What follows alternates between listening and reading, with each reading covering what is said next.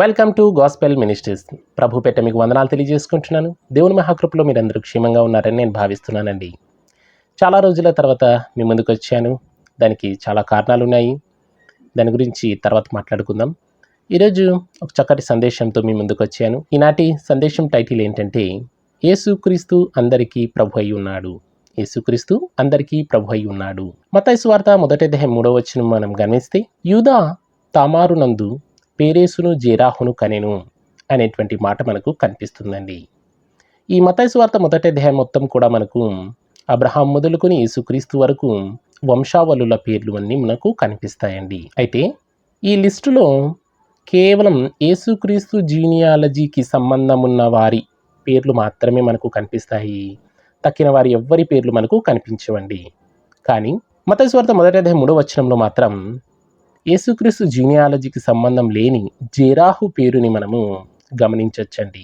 ఆయన పేరు మెన్షన్ చేయబడుతుంది.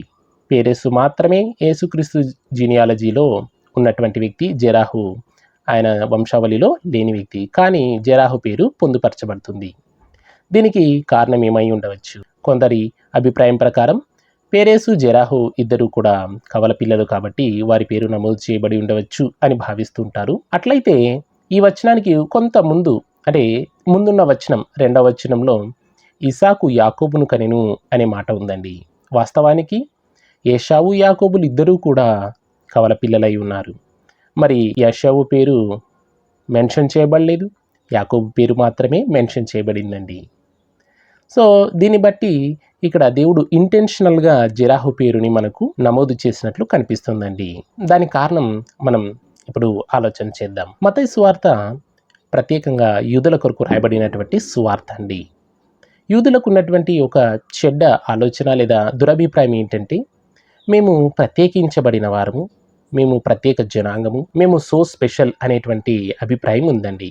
ఈ అభిప్రాయంలో కొంత వాస్తవం ఉన్నప్పటికీ కూడా దేవుడు అందరికీ దేవుడై ఉన్నాడు, సమస్త శరీరులకు దేవుడై ఉన్నాడండి. ఈ విషయాన్ని వారు విస్మరించారు.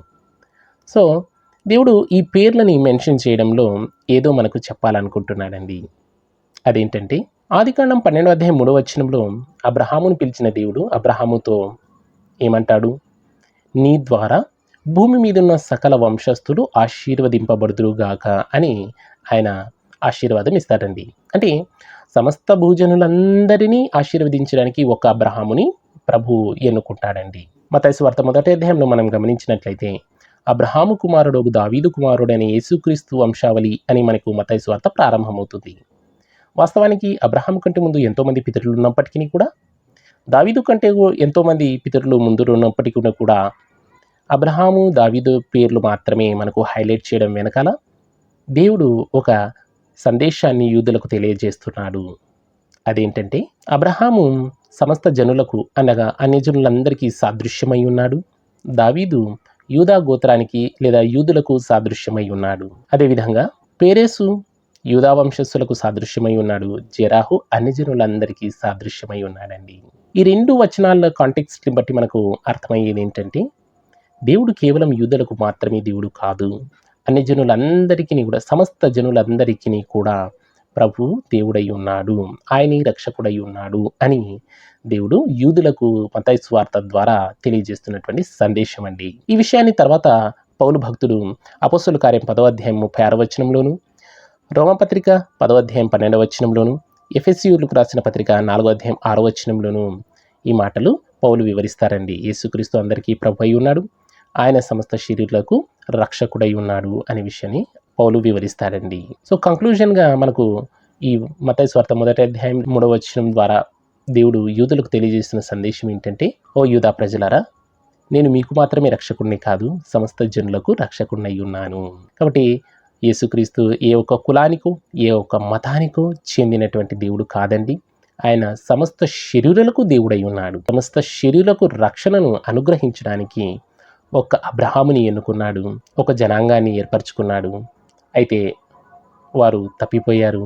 యేసుక్రీస్తు ద్వారా సమస్త జనులను దేవుడు తన వద్దకు చేర్చుకొని తన రక్షణను అందరికీ కూడా అనుగ్రహించి ఉన్నాడండి.